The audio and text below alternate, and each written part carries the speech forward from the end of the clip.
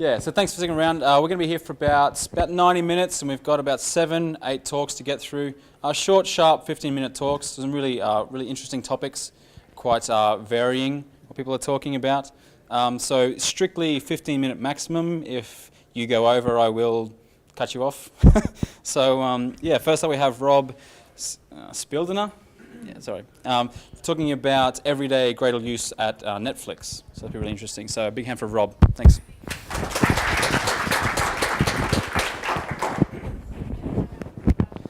All right. So, well, what I'm aiming to do here is a little bit of a very short case study on how we're using it on a day-to-day. Justin covered a lot of the stuff in here, actually. So we will probably skip to some live examples of the dependency locking and my ant convert kind of script. So one of the first things to look at for Netflix is our culture of freedom and responsibility. So the engineering tools team as a whole isn't able to dictate out to the whole company what tools we're going to be using. So teams are definitely free to choose what they want and take the responsibility for getting it to work together. But our goal is to make the tools that we choose as easy to use as possible. And so one of the ways that Gradle makes this, so currently we have a lot of Ant and Ivy at the company, and we want to move over to Gradle. So we wrote a script called the Nebula CBF convert script. CBF stands for Common Build Framework, which is all of our crazy Ant files.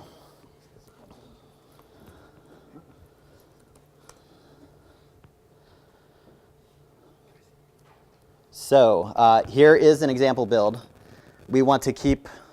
We always want to keep the build files small. So you saw what Justin posted up there for what we want Gradle builds to look like. We want the same for our the old Ant builds. So they're nice and short like this.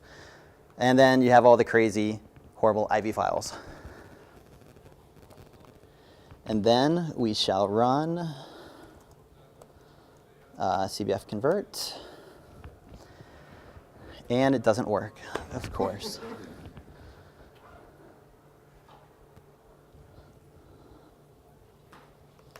All right, demo fail number 1.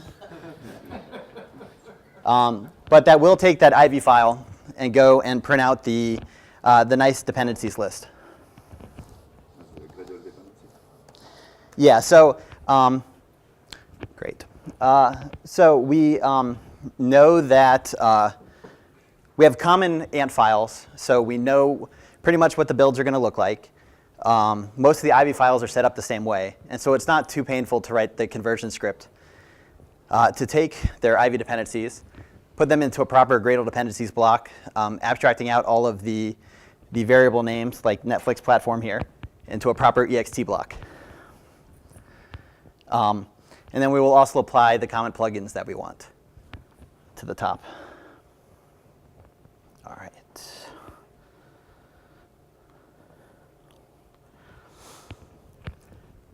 And then Justin explained some of the reasons that we want to do this kind of stuff. We'd rather write Gradle plugins. It's way easier to test. And then our selling point to the other teams to make them willing to convert is the build speedups that we've seen. So I've anonymized the names. The blue bars are our Ant Ivy builds, and the red bars are the Gradle builds. And then the blue is even with all the dependencies cached. So just our Ivy resolves were that painful. So this is an easy sell to say that, yes? I was just going to ask, can you point to any reasons why that one was so huge? Do they have a concept of variance or something? Sure. The question is, why were some of these builds so huge? Project A in particular was a deeply nested multi-module project with lots of overrides and forces. And so if you ever would debug the Ivy, it just spins for a very long time before it decides to resolve. And then if you look at Team B, which is actually still slower after switching to Gradle, they spent a whole lot of time optimizing their IV resolve. So they invested a whole lot of time to get their ant build that speedy. No, they did it way before. They did it way before Gradle was really there. As you see, you wouldn't want your team spending 80 minutes on a build, and so they went and optimized that part of that away.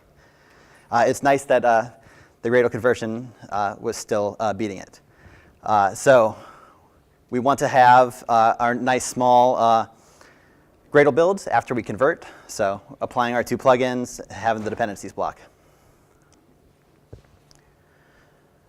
We want to make the default simple.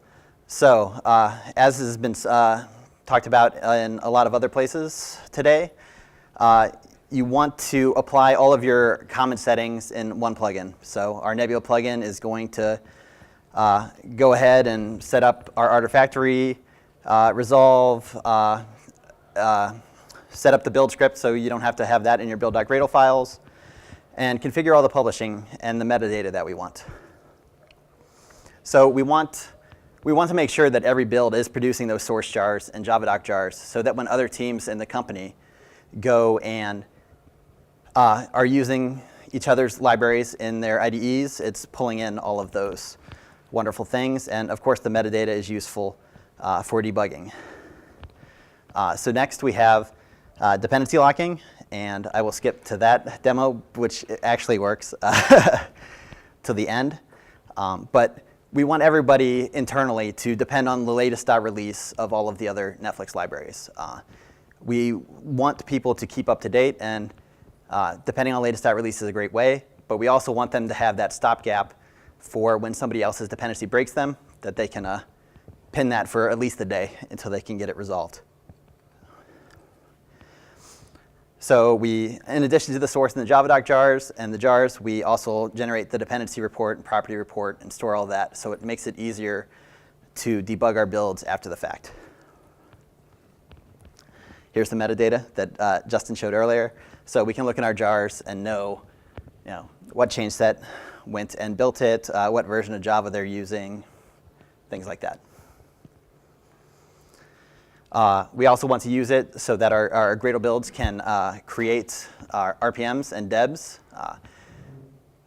Netflix believes in deploying baked AMIs. If you're going to deploy 500 instances of a service, you really don't want each of those having to spin up, hit a chef or puppet server, and resolve themselves. So we spend the time at the beginning to, here's our base AMI, here's a DEB, bake that together so every instance can go from there on. So we want to make it easy in Gradle to create those system packages. An AMI is an Amazon Machine Image. So our deployment platform is Amazon Web Services, and that is their default system image. We also want to allow people to script their deployments in their build.gradle files. So we make client libraries for Asgard and similar tools available. So people can script their Aminator bakes. Aminator is one of our open source products that helps create those AMIs. Red-black deploys, that's just what we call our switching from version 5 of a service to the next version. So have the hot swappable. It's like, okay, let's try the new version. If it fails, fail back. And push out canaries. So some teams will run base AMIs out in the cloud and be able to just push the deb to quick install and run their integration test against it. And then we also want to be able to collect various build insight. So we're putting together an Angular front end on top of a REST service to be able to print out how many people depend on various libraries, whether they're ready to go to Java 8 or not, how old their artifacts are in the system. And the tool collects a whole lot of other stuff, and we want to keep building on it. All right, and then to the questions slide, if anybody has those, or I will spin up the dependency lock. And we'll see if the demo attack me again.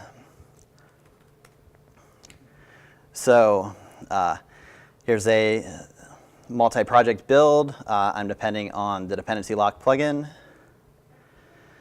Have my Jersey version set there, a couple of sub-project stuff. So pretty standard build.gradles with dynamic versions.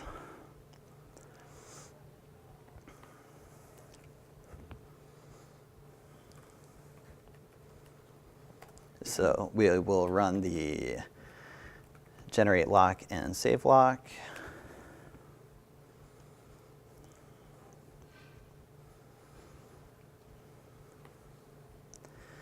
And so in each of those directories, we go and create a lock file. So locking the dependency and what was requested. And in lock app, which depends on lock common, we do some extra stuff. So we'll see the ComNetFlix lock example. It knows it's a project dependency. Basically, that's just going to, so we don't add it to our locking, it knows to ignore it. And then we found through a couple of bugs reported that if you then don't lock the first level dependencies of your inter-project dependencies, you don't get standard resolves. So how I have it written, the locks of lock common don't affect lock app.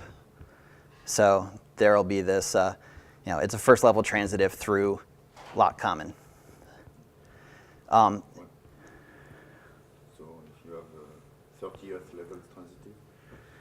Yes, so this is the default I have it set for. The question is, what happens when you have a 30th level dynamic dependency? So by default, the plugin is only going to lock first level, direct dependencies in first levels.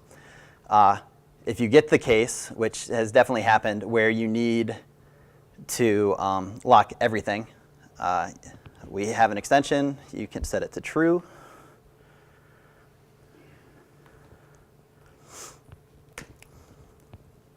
Run it again. And now it will lock everything. So, so Jackson Core ASL is at 192. It's transitive from all of those packages. How the dependency lock plugin is written, it really only cares about that locked field. The rest is informational to make it easy to, to help debug your builds and to help you figure out where is that coming from. So you can use this on top of Gradle Dependency Insight or dependencies to try and track things down. We'll probably use it in our Build Insight tool to get some extra information. All right. Yes? You said that you said for at least 24 hours. So that at some point it's automatically clearing the lock? No. So our hope is that, the question, I said 24 hours and hope that people are fixing the build. We are sort of, when we're talking to teams to start using the dependency lock plugin, we recommend them setting up a nightly or twice a day Jenkins job to do the locking. We would hope that somebody on that team is looking at the reports of that, and if it fails, to go and figure out why that is failing. Did a team break their API contract or change it? Or did something else just creep in and a flaky test or a new version of something? So we hope somebody on the team is looking at those reports and can resolve that. But we won't commit the lock if the tests are failing. So a team really could just, OK, I lock it and I'm not going to upgrade until my next release. But they're going to be more out of date. Most of the teams at Netflix are pushing, I don't know, 2-3 times a week at least. And there's lots of changes, and so you want to keep up to date. Anything else? All right. Thanks, Bill. David. Oh, another question. Just real quick, what about release? Does that make sense? Yes. So what happens if I lock? Yes. Let's see. Summarize that. So there is a lock file. What do we do when a library that you have locked to is pushed new to production? How do you keep those in sync? So part of the flow is you're going to run your unit test, create your deb and bake, and then deploy that to test for a while, our test environment, and run it against the other services there. So normally that'll fall out.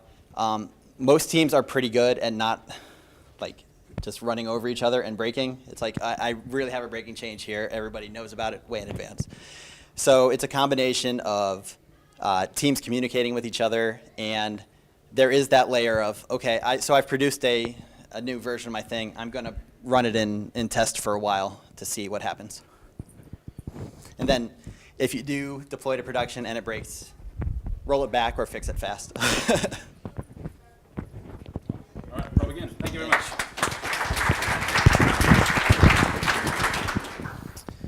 All right, cool. You more or less ready to go, David? I am. Okay. Well, yeah, thanks, Rob. That was really good. I would like to introduce David Carr, and just a tip for next year, if you want to, if I'm running the lightning talks again next year and you want to get a talk in, I'm not accusing David of doing this at all, but a sure way to do it is propose a talk about 2 things that I'm involved with. so if that was your strategy, well done, but I'm sure it wasn't. So, all right, so here's David to talk about cloud browser testing with Gradle and Geb. So, yeah. Round of applause for David. Thank you.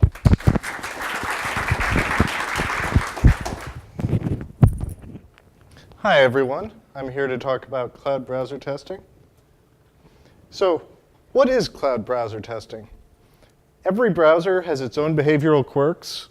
Often the same web page will have different behaviors in various different browsers, Chrome, Firefox, Safari, hopefully not Internet Explorer. And some behaviors will also vary based on the browser version. Like IE6 has very different behaviors than IE10. So, the solution to this is test all of the ones you care about. But there isn't a particularly easy way to do that. It's a pain to install various different versions of a browser. Dealing with multiple operating systems is painful as well. And some browsers, like IE, don't work on every operating system. You need to test different versions on different operating systems, all sorts of pain. This is where services like Sauce Labs and BrowserStack come into play. Both of these are services that provide accesses to VM-based browsers on demand. You sign up for an account, and then they make it very easy for you to connect to their servers and use their browsers to test your app. They also provide for secure tunneling so that you can run your app within your firewall and tunnel only access to that app as needed to BrowserStack or Sauce Labs for testing. And they make it very easy to test lots of combinations of browser, version, and operating system. I've been doing this through a library called Geb, which is a library for browser automation in Groovy.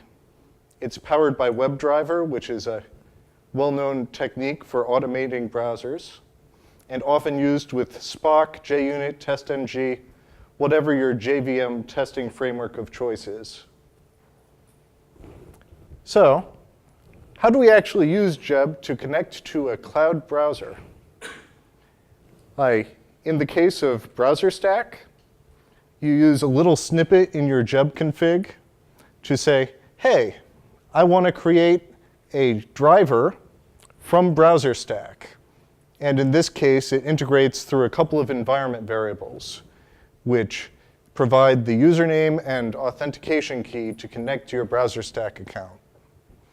It also uses a BrowserStack connection config string, which tells it what browser to use, what operating system, and what version of that browser. Much of this information is going to be configured for you automatically in the Gradle plugin, which we'll get to in a moment. You don't just have to use this with BrowserStack. Geb also provides support for Sauce Labs. In fact, the BrowserStack support is something I contributed and was only released in the version that came out 9 hours or so ago. The Gradle config provides both a Geb Browser Stack plugin and a Geb Sauce Labs plugin. They both work mostly the same, but have minor tweaks for the differences in support of the two services. Basically, they manage a secure tunnel for local testing, including installing the jar that's needed to open that tunnel, starting and stopping it as needed. And they also configure tasks for testing each of the different browser combinations. For example, in this config, we've got it set to test in Firefox 19 for Mac, Chrome on Mac, and Internet Explorer on Windows. It also provides the ability to configure additional capabilities for the browser. So if, for example, you need to tweak some setting for Browser Stack, you can do that through it as well. And here's how we configure the username and access key that will then be passed in to the Geb config we showed earlier. So that's the high-level overview. Let's take a look at how it actually runs. Here I have an example project. I didn't write it. I just enhanced it a little to work with Browser Stack. In the build file, I'm applying the Geb Browser Stack plugin. I depended on it from JCenter. Geb Gradle 093 will get me what I need. And then down here, I've got a Browser Stack section. If I was testing an app which was behind a firewall, I'd declare what URL I should expose to the tunnel so that it can access it. I tell it what browsers to use. I tell it how to configure the tasks, what class path, what source strs, and I give it access to my account. In the Geb config, if it sees that it's going to use Browser Stack, then it uses the specified username access key and browser specification. The browser specification was automatically assembled based on the specified browsers. And if there are additional capabilities I want to provide, I can put them at the end here. For example, enabling debug mode for Browser Stack. You don't need to use this exclusively with cloud browser testing. You can also do local test execution. If I just run clean and build, it's going to use a local browser to run the test, in this case using Chrome. And we'll see if it actually shows up in a meaningful way.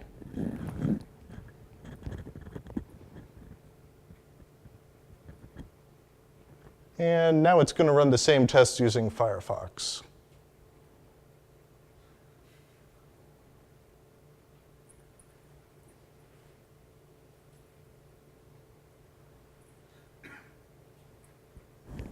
So let's run that using Browser Stack.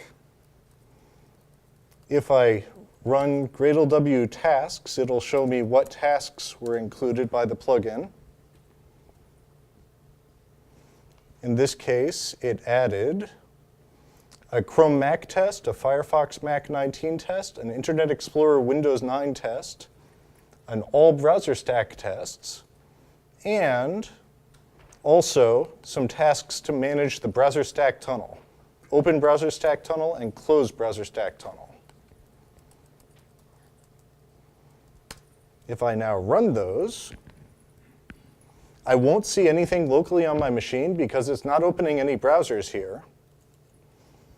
But in my Browser Stack account, once it starts, I'll be able to see the execution in here.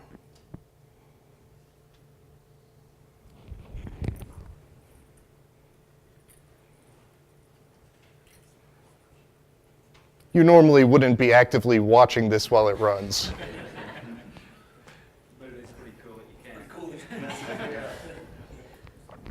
If, for whatever reason, you do want to have a record of what the browser actually looked like in BrowserStack, there's a debug option which you can turn on, and then it'll save the sort of snapshots of each steps in the Visual Logs tab, which can be really useful if you have a job in CI which is not behaving quite the way you expect it to. It also saves some debug output of what steps were actually executed. It finished on Chrome. Now it's also running it on Firefox.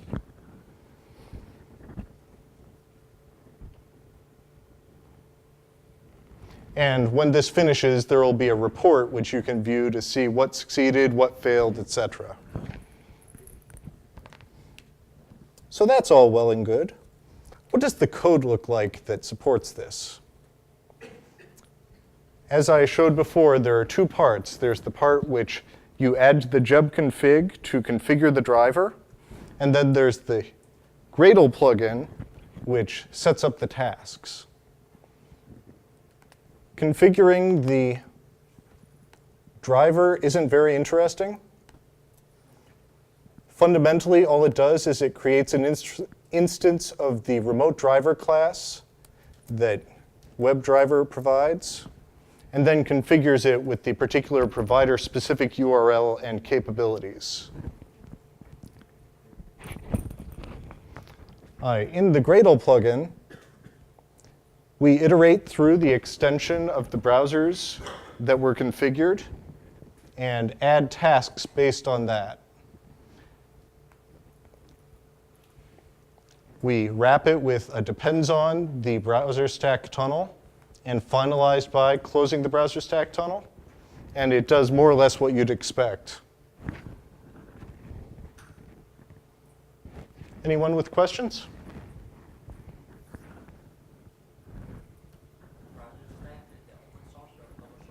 Both BrowserStack and Sauce Labs are commercial. Sorry, the question was, is BrowserStack open source or commercial? And the answer was that it is commercial. However, both Sauce Labs and BrowserStack offer free accounts for open source, if that's useful. All right, thanks, David.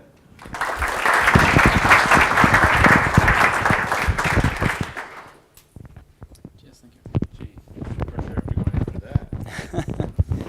All right, so next up we have Spencer talking about composable multi-project builds and a kind of another approach. You might have seen the Prezi guys do this today. This is another approach, and as many things in Gradle, it's more than one way to do things. So, see what Spencer's been doing in this area. Once I get things happening, this one, yeah. I'm gonna set it up.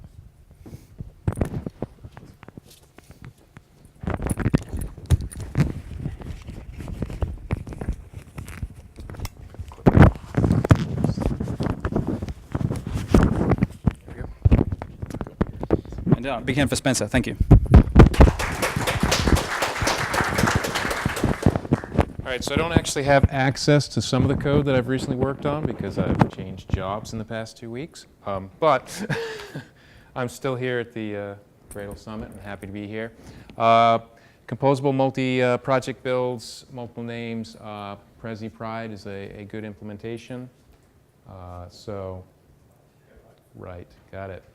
So when we're talking about that, what does it actually mean? So composable build is taking multiple independent builds, something that could already build by itself, and then putting them together. Think multiple settings files. In fact, there's a combined multi-module builds reference question I put out there on the forums last year that just got a hit this morning that hadn't been touched in a year. So that was kind of interesting. I'm trying to plug that in so I can stand back and look at that. Keyboard setup assistant. All right. All right. So, I mean, sometimes, isn't that just a multi-project build? Gradle gives you that for free. Well, sometimes. I mean, if you can get away with a multi-project build, please do it. It's a lot more simplistic. There are fewer problems. But So Gradle supports the multi-project build, bringing those together if they're truly not going to be broken apart. But it does not support arbitrarily combining partial sets of dependent projects together into a cohesive multi-project build, which is sort of the holy grail for certain reasons. So who actually needs these anyway? I mean, like I said, if you can get away with just a simple multi-project build, do it. But if you've got thousands of sub-projects and, you know, checkout time, you're sitting there going, all right, yeah. And storage space isn't exactly unlimited either. So every developer starts hitting different branches and they say, okay, let's just check out the entire branch again of all 1,000 components.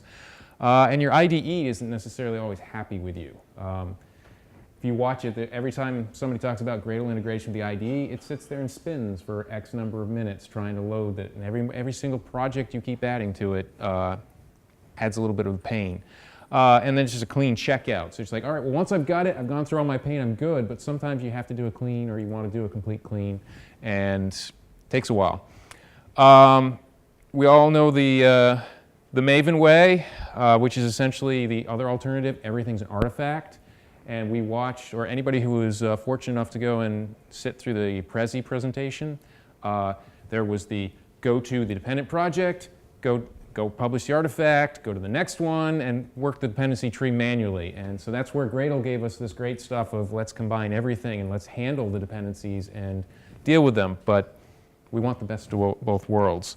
And this allows you to do a complete source build if you want to, but still support artifact-based builds, which is an artifact-based build. You can have funny cycles between things, and you can deal with it, but a complete source build, no cycles. I mean, you catch them, so there's advantages. So let's just take really simple. I've got this trivial multi-project, and I'll call the other one simple multi-project. There's only one little difference between them, but when we go to breaking them apart, so the trivial multi, we could break those apart. A and B, they're kind of really independent. C, D, and E, great. We can pull them apart, put them in different repositories, and it doesn't matter because they're independent. But that one dependency from E to B, that's where you need something to figure out, am I going to do that as just an artifact dependency, or am I going to do that as a project dependency? And I don't know if you're familiar, most people are familiar with the project, compile project, whatever. So when you're going to referencing things, I mean, composable builds are harder than simple multi-project. I'm going to say it right up front. It's hard. Prezi guys have some good stuff in the Pride. I've also done some stuff in a different mechanism, and you do require a concept of dynamic dependencies. I think it was about 2 years ago that Peter Niederweiser put out a prototype kind of that. I worked with Ben Mushko to have a different system in place. So it's not baked into Gradle, and there's kind of two ways to deal with dynamic dependencies. You either deal with it with project plus configurations, or you deal with it with an artifact notation. And there's pros and cons to each way. If you're going to do something with thousands of sub-projects, there's going to be more than one Gradle wrapper, depending upon how you split them apart.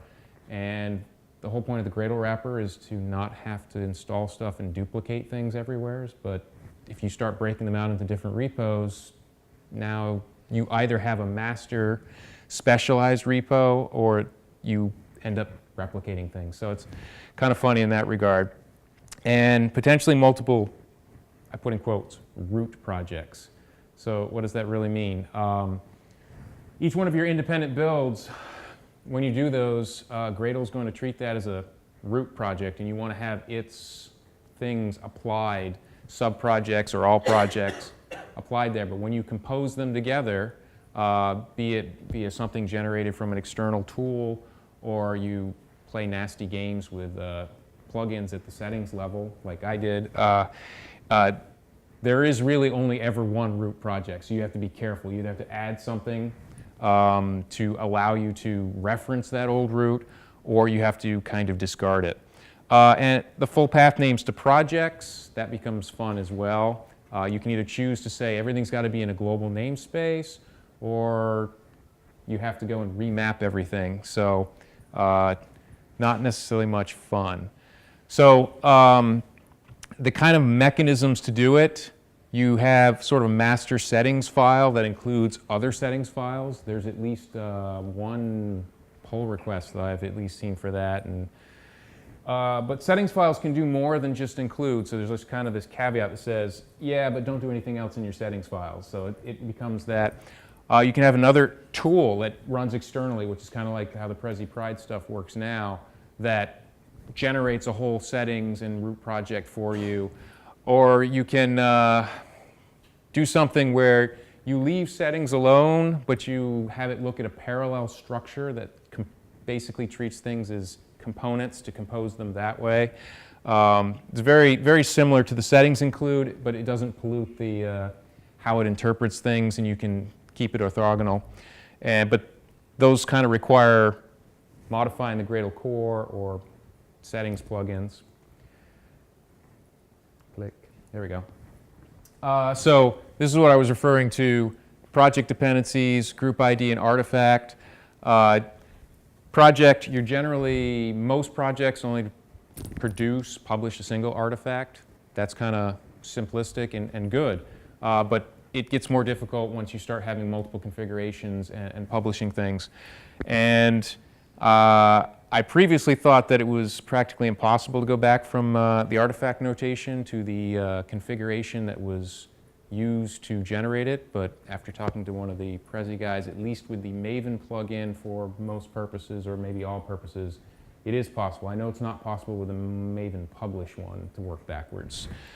So in a composable multi-project, the dependencies are what you can call conditional or dynamic, meaning you want to use the artifact if you can't find the project, but you want to use the project if it's there. But if you use the project notation, you need some mapping that says, well, when I talk about this, it really means this artifact with this version number.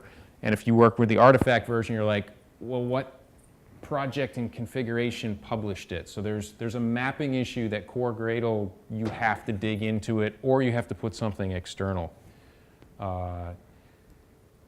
So here's some of the issues. And again, I'm not saying don't do this. I'm just saying there are things that I'm going to bring up.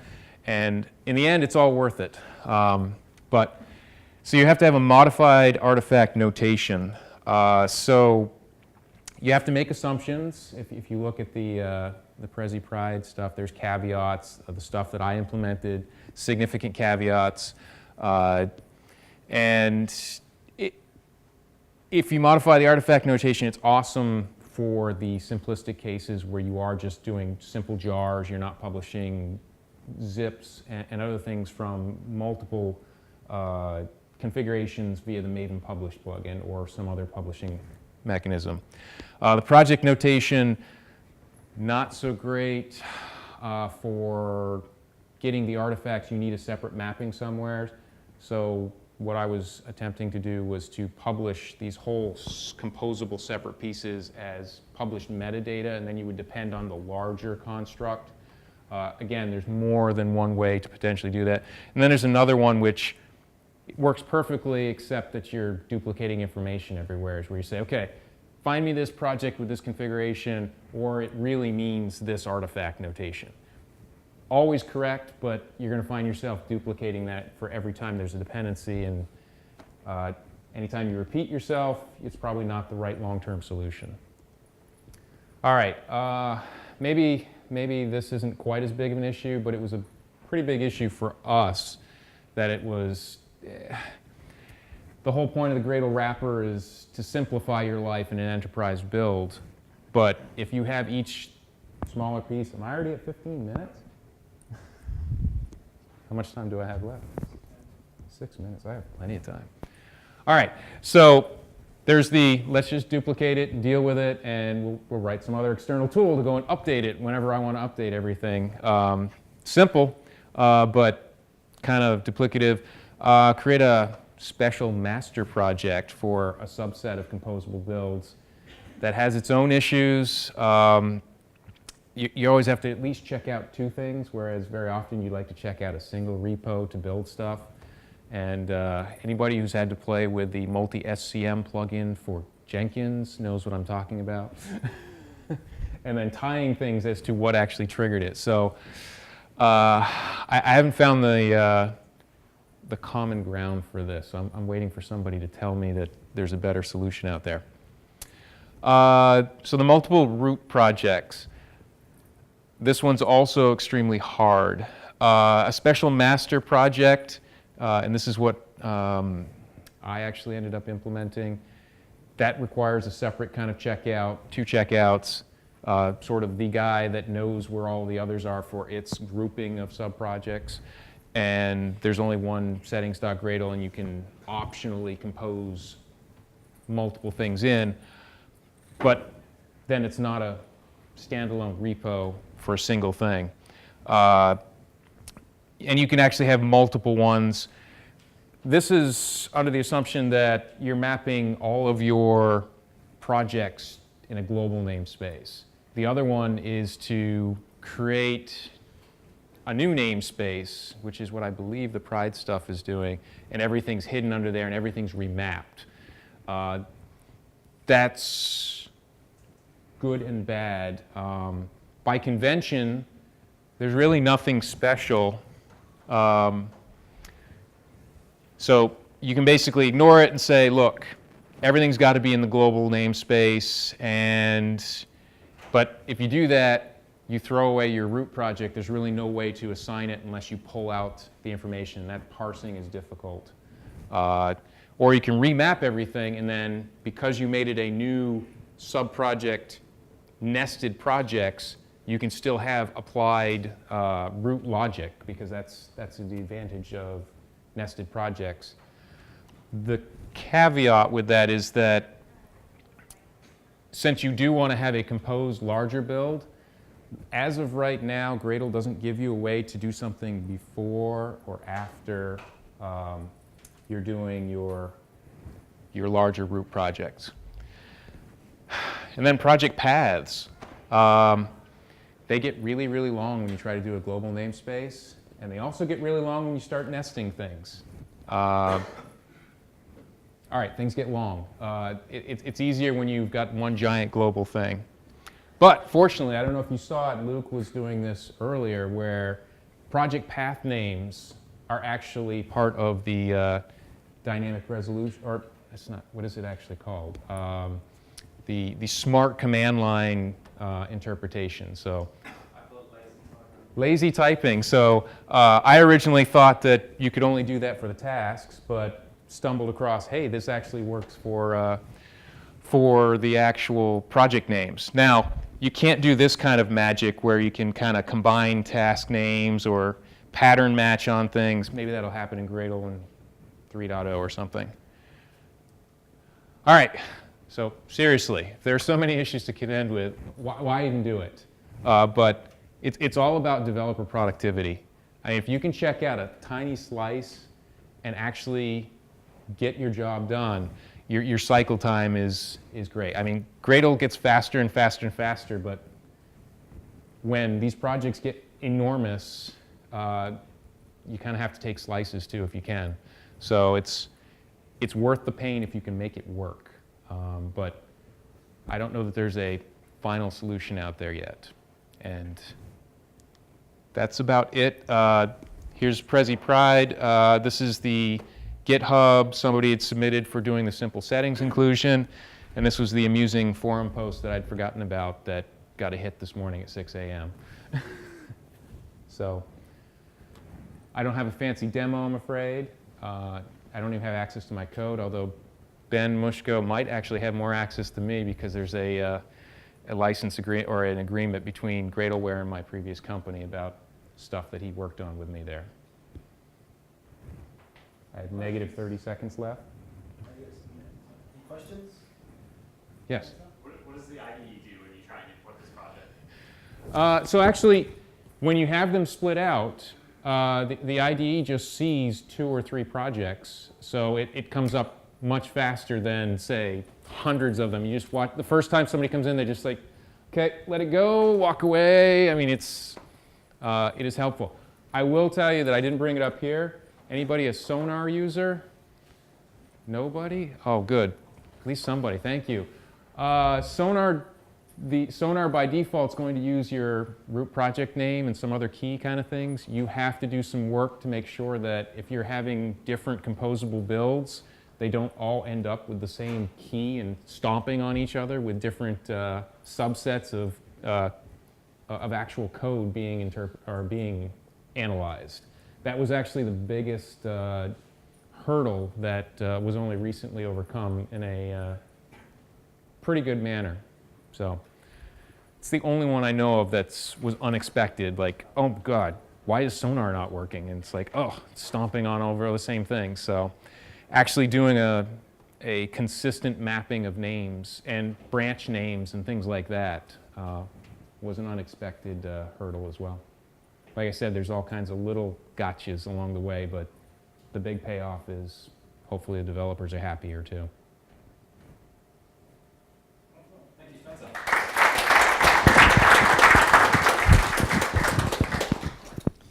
So is anybody in the room in a holding pattern for the NBA scores? Is anybody like in denial that the game is on, they're waiting to watch it later? No? You're waiting to see what the score is later? Okay. So second question, does anybody in the room have any kind of internet-connected device that could look at what the score is? No one here has anything like that? Okay, moving on. All right, fair enough. Seriously, does anybody have the score? Somebody could research it in the next break. We'll do that update. Okay, here's Jay. So Jay's going to be talking about Foreman, a meta build, and it's probably something Gradle related in this, I'm guessing. Yeah, cool. Foreman is great. All right.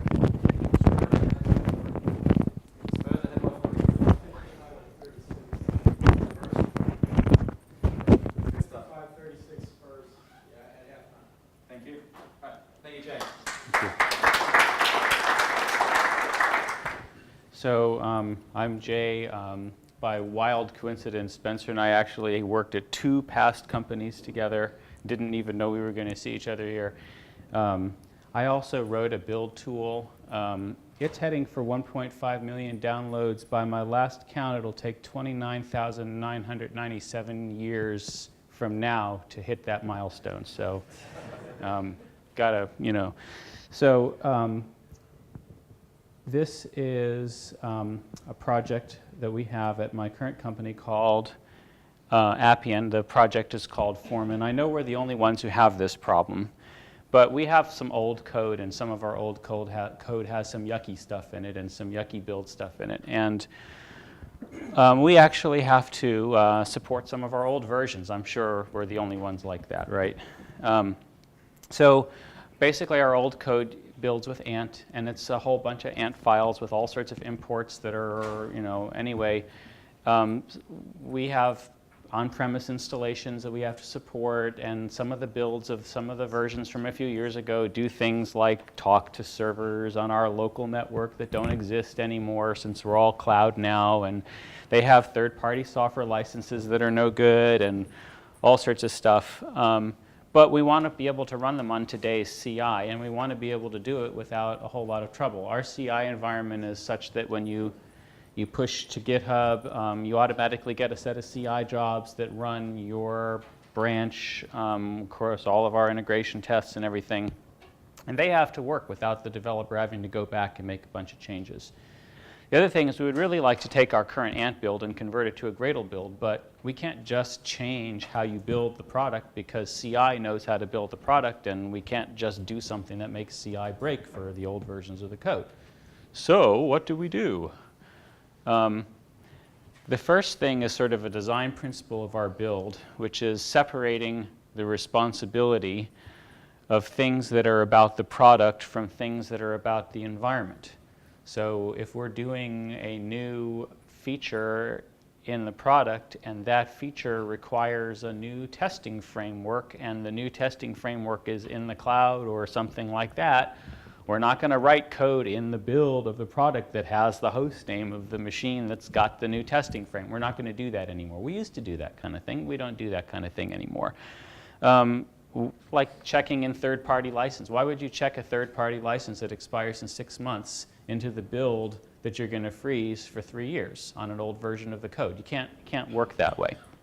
So the other thing is we wanted to create a layer of abstraction around the build so that we can change it. So right now, if we want to run, if we want to run ant CI compile only, and later we want to run Gradle some goal that we don't know what we're going to call it yet.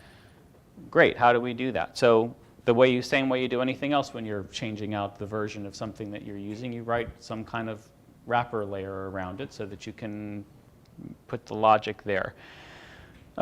We could have done this in CI by having our build, our Jenkins actual build step say, if this file exists, then run Gradle, whatever, otherwise run ant, and if grep on it, but we're not going to do that because we don't control, we dynamically generate our Jenkins jobs, and we don't, we just want them to be simple. We want them to be one Gradle command if we can. And then also, I personally have been trying to find a foothold for Gradle in our organization so that I can get everybody addicted to it. And they say, well, why aren't we using this for our entire build? Which is actually starting to happen. So Foreman is a Gradle build. It's a build.gradle in a directory called Foreman that runs the build, runs the real build. And it lives in a separate repository, and the rule is no matter what version of the product you're building, you always check out the latest version of Foreman. And CI does this for us automatically. So, so that means that we can always build pick any commit from our version control for the last 3+ years. This is as far back as we decided to support. You can build it in CI. You don't have to worry about the fact that it talks to QE services 2, which is long gone, and it has K licenses that expired in 2009. You don't care. It also has a bunch of side effects. Like, for example, we had a problem the other day where the app server in about 3% of our CI jobs wasn't starting up. Well, why wasn't it starting up? Well, we don't know. So we put some debugging code around the app server startup. We stuck it in Foreman. And within 6 hours, we had enough debugging information to figure out exactly what was causing the problem. We didn't have to touch we didn't have to, backport changes into old branches or anything. We just put it right there. So here are some things that you'll notice that this Foreman guy is wearing a Gradle shirt, and the Gradle logo actually pops up above his hand. It's a special shirt. So here are some things that Foreman does. It resets the slave to a known state. Newer versions of the build have stuff in them to make sure that they're starting from a clean slate, but older versions of the build don't. We have 10,000 jobs in Jenkins. We typically scale up to 300 or 400 slaves in a given day. We have an S3-based system to move 4 gig of data from job to job, and it uploads and downloads in parallel and all this stuff. Foreman manages that. The third-party license file I mentioned, some of our older versions that are still in support run on Java 6. Current stuff runs on Java 7. Soon we're going to try to support Java 8. We make sure we look at the POM file, and we make sure that we've got the right, Java. And then, of course, we run the actual build. And the whole logic of like, well, is there a build.gradle file at the top level? Is there, does this version of Ant import the correct drivers for the JDBC? All those things are in Foreman. So Foreman itself is kind of ugly looking, but it's sort of ugly by design. It's where you put all the yucky stuff you have to know about to support all the old versions that didn't follow the conventions that we enforce today.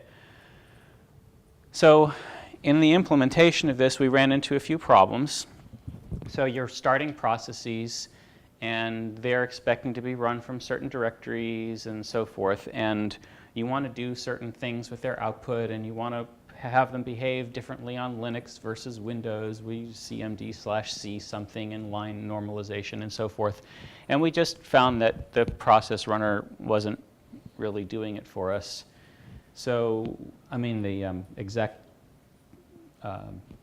task.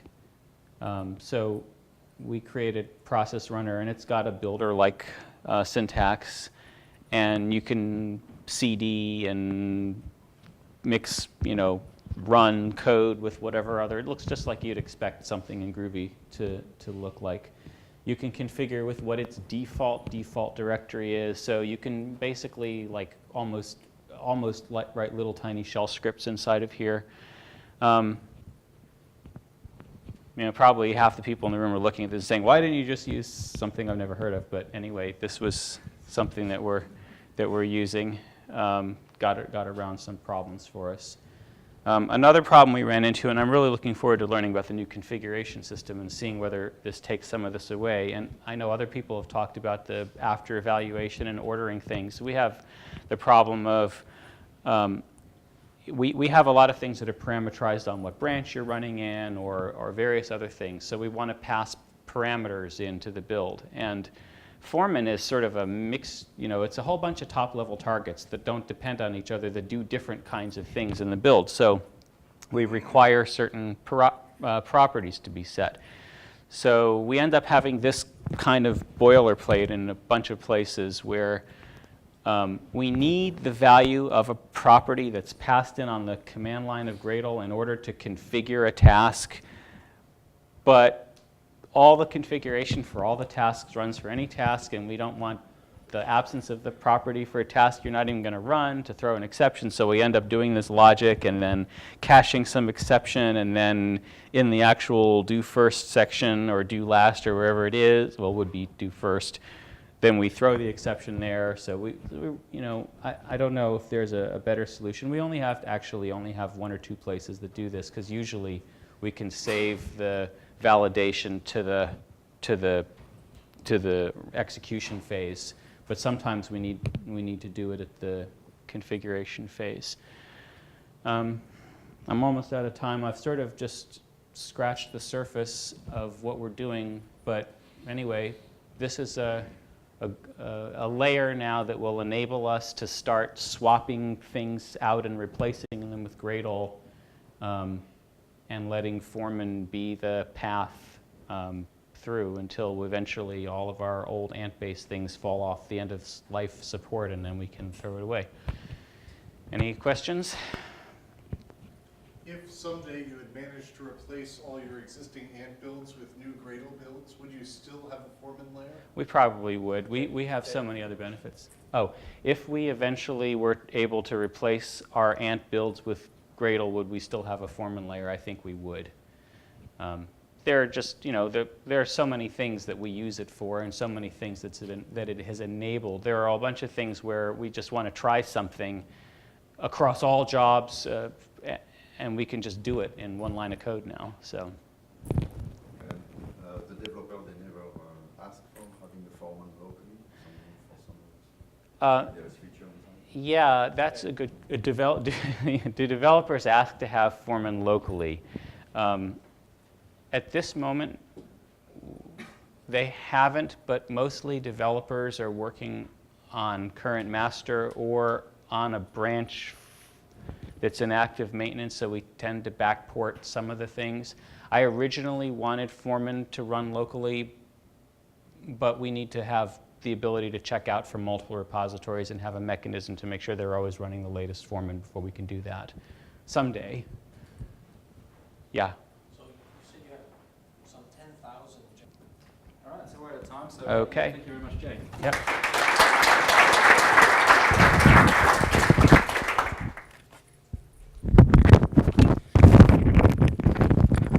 So next up we have Noel Yap from Netflix talking about visualizing test data and lessons learned so far, I guess. So have we got video? Not quite. Speakers not working. Let's go into this guy.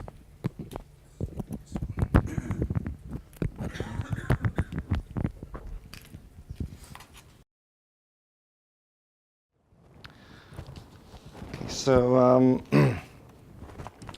one of my roles for my team is to allow our engineers to be more productive, and the way I go about doing that is to provide them with some information.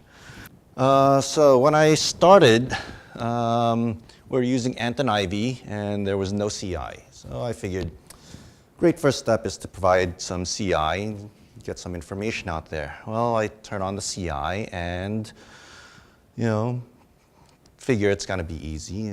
But then there are some tests that always fail, and there were tests that have infinite loops in them. So I spent days trying, you know, like, how long does this job run? You know, 2 hours, 4 hours. Finally, I'm like, there's got to be something wrong here. I start digging around, and somehow I find out which tests need to be ignored. So that gets through the first problem, first set of problems. Now at least we have a CI. And we now want to know, well, you know, how many add ignores do we have? We now have a CI.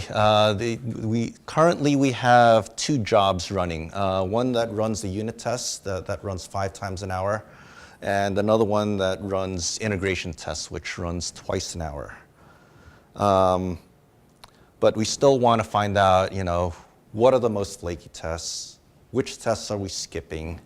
And there are tests, actually, that have absolutely no assertions. They're manual tests. They're just printlns. We want to find those out. And a whole bunch of other stuff that we want to know. So the first step we did was use Jenkins itself.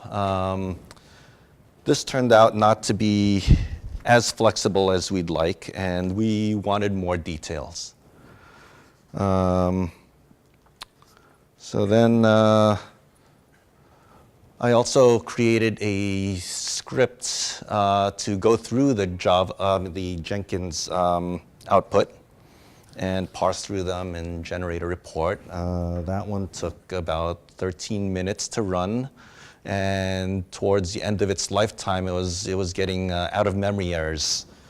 Luckily, I had started moving towards something new, and Gradle was a big part of this. So we started publishing test data to Elasticsearch. It was the path of least resistance. There's someone sitting next to me who supported our Elasticsearch instances. Good source of information for me. And it provided a nice UI as well. So you can see some of the failures here, right there, and there. But Kibana itself was also not flexible enough, so I started querying the Elasticsearch instances with high charts. And this was a little better. You don't see it here, but you can actually click on one of these bars and it'll take you to the Jenkins build. I'll demo that later.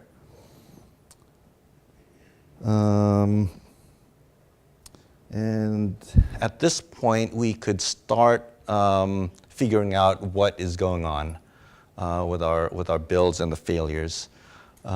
This one shows, how the pattern was before we started fixing things. And this one has around this time was when we actually fixed stuff. So we had some flakiness here and almost nothing here.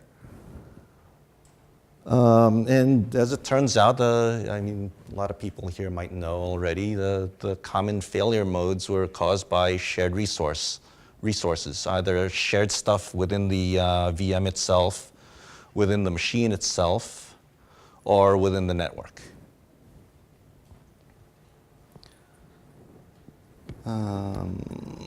And some other patterns. After we had fixed the common failure modes, other patterns we started seeing were something like this, which are tests that rely on external services, and the services went down. And this, which is probably an actual failure in the code. And this is actually a good thing. So the code that was required to do this, I'm not going to go through the UI code since this is a Gradle Summit. But it's actually mostly this stuff, the build.gradle, a test data publisher file, and something specific to Elasticsearch, just to get it more abstract. the code in our build.gradle file is just a before test and an after test. Technically, the before test wasn't even needed. It was just so that I can get something in Elasticsearch that said, this test has started. It started at this time. And the after test did the actual publishing of the test information. This is what is the meat in the test data publisher file. This version here and this version here, and there's a version type somewhere. That was needed so to ensure that the publish end was the one that won, because everything's all async. And finally, the Elasticsearch. Oh, this is actually this is the one that has the version type. And Elasticsearch was just this, because everything was passed in as a closure from these guys. So everything was pretty easy. I mean, if this was an Ant talk, it might have been a full talk, but since it was Gradle, it's a lightning talk. That's it.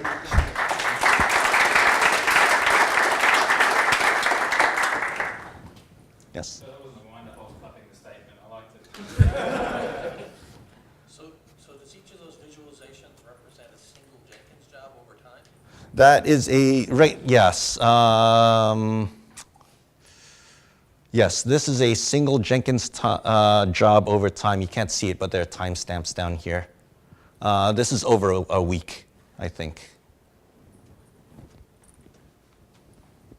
About 3 years ago, I had heard that before I started there was a CI, but when I came on board, I didn't see any, and I don't see how it could have actually run, considering there were infinite loop tests. So. Yeah,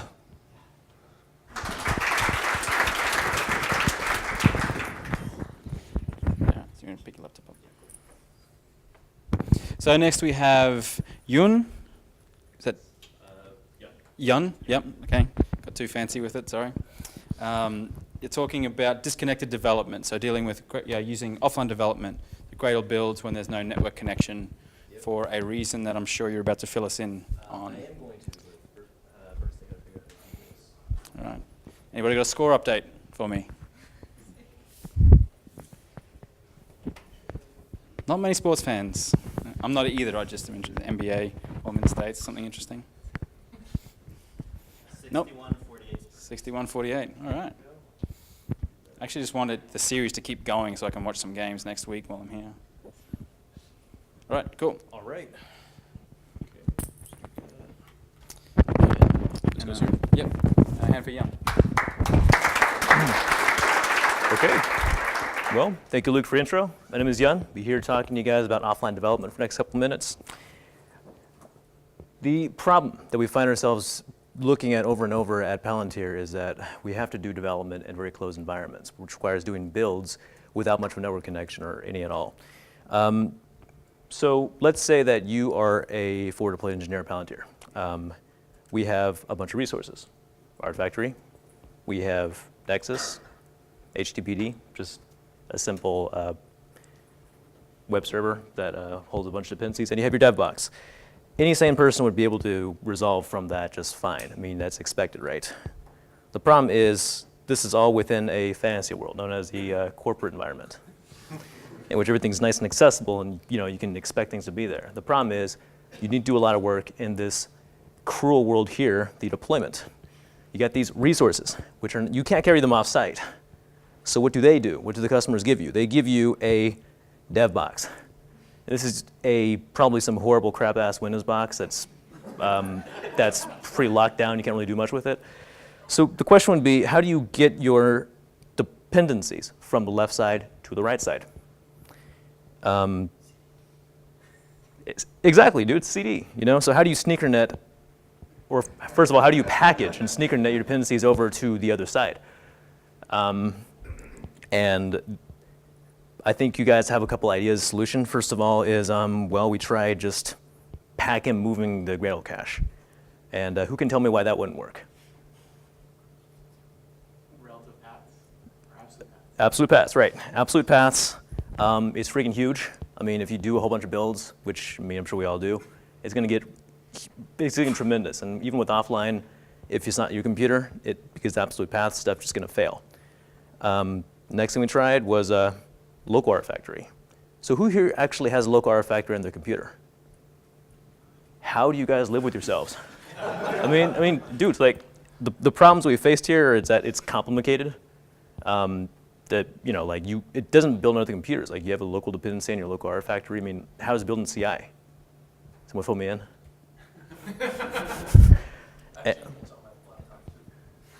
Dang, dude. It's like, why do you even need like a CI anyway? Just do it yourself. Don't let your laptop get stolen. So the solution is, well, it's that. What that does is it will take your dependencies that your project needs and crams them into a folder that's inside your project. It's inside your repo. So first of all, we collect all the resolved dependencies in Gradle. We basically dump all of them into a local repo. Resolve the names, and all the Maven artifacts get published in a Maven-like path, and all the Ivy artifacts get published in like an Ivy-like path. And during the resolution step, we have a couple of hooks that look for a directory of that particular name. And it will use that instead of actually looking at the network and slow things down. So the part where we pick up dependencies looks something like that. You will notice that we're not actually using the configuration itself because the configuration is missing dependencies. Who knows why? So the reason, I'm sorry? They are resolved dynamically? His answer was they all resolve dynamically, and the answer is no. We happen to be a little more sane than that. The reason is because in Ivy you can have artifacts that have a configuration which declares dependencies but doesn't declare any artifacts. And Gradle, smartly enough, skips over all that. But the thing is, we actually need those to live. So we put a little hook in here to the apply method of that particular plugin. For each dependency, we add them to a list. Next up, we have to find dependencies. So Ivy Picker, Maven Picker, they're just functions that pick things out of the Gradle cache and turn them and bring out a file path to either an Ivy or Maven dependency. And for each of these, we copy them we turn into a Maven artifact path or an Ivy artifact path. So what that gets you is a directory with all your dependencies inside of it in our repository form.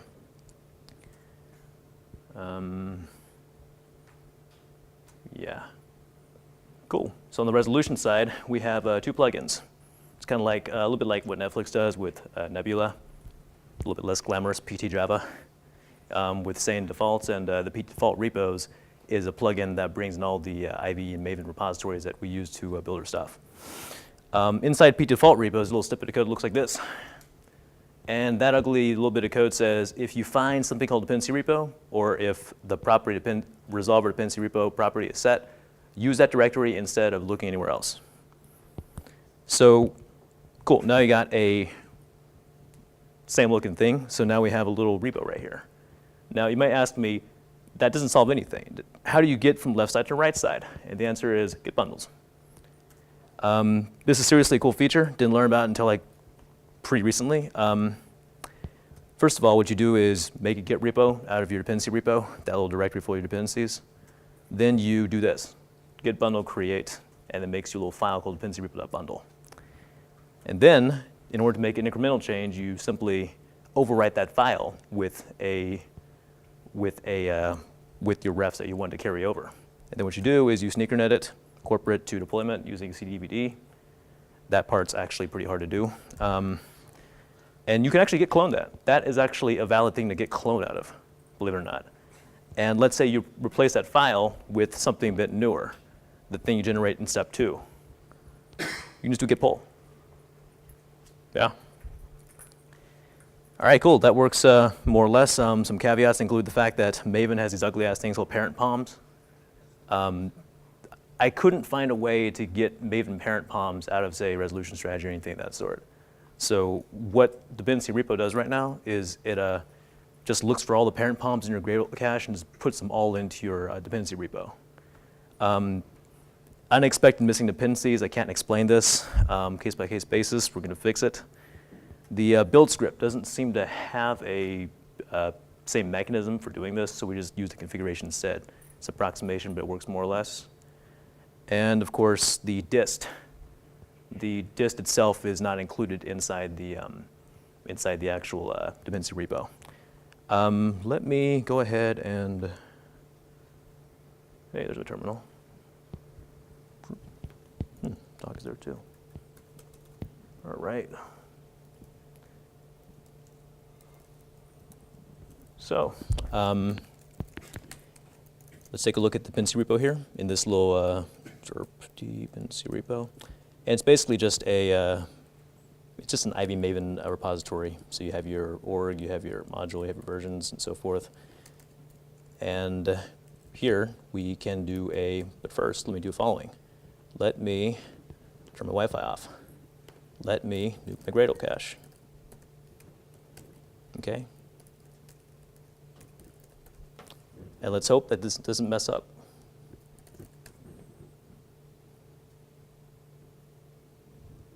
Okay, it's doing its thing, doing its thing. It tells you that it's using this instead of your usual repos. And looks like that works. So there you have it.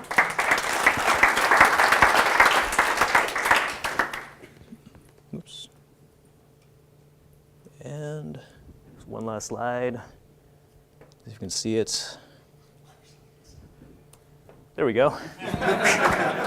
Cool. Questions? So is that only for third-party dependencies or pre-built artifacts that you've already generated from other projects in-house? So the question is it only for third-party dependencies or pre-generated artifacts? And the answer is it works for both. I mean, do you normally just bring the third-party artifacts, though? Or do you bring both sets when you're going to your... both sets. I mean, like, in order to, mostly these projects that we build in customer deployments are plugin helpers. So we have to bring in the complete set of dependencies for the core projects. So yeah, it works at both, and we do both. So Yeah. third-party ones would tend to be smaller and fixed size. Right. Yeah. You bring first-party ones, gets all complicated, you know? Yeah. Yeah, your Git code going fast. All right. Cool.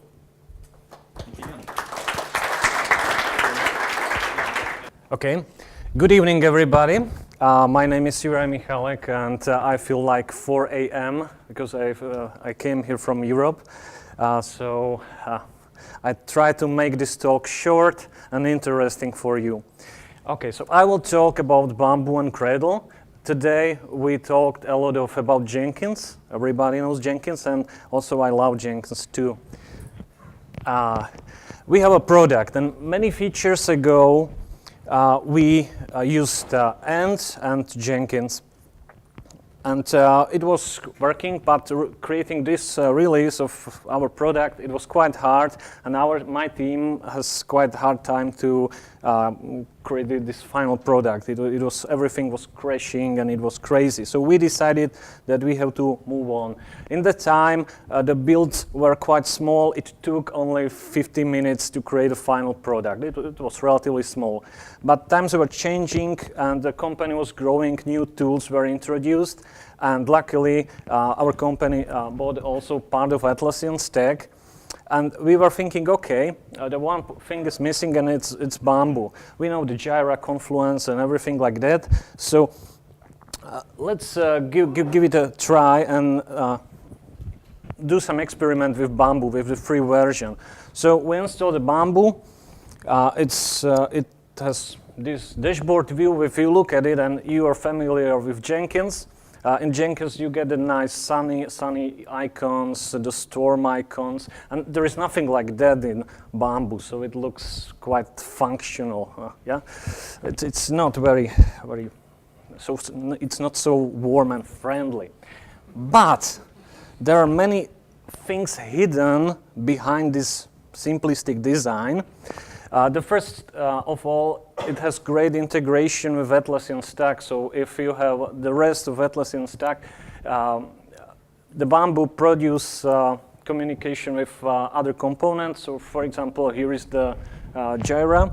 And you can see in each issue the commits and whether it's falling or the builds are okay. And people from QA really love this stuff, so they can just look at the issue, see the builds where the issue was fixed or broke, or these builds are not working or something like that. So that's the great thing.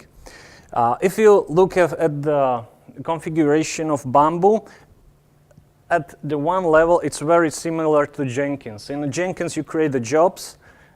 Bamboo has jobs, but there is also another stuff in upper layer. You can create so-called plans and stages. There is something what is missing in Jenkins, and you can work around a little bit. But I think this is very cool stuff about Bamboos. You can create more advanced build strategies.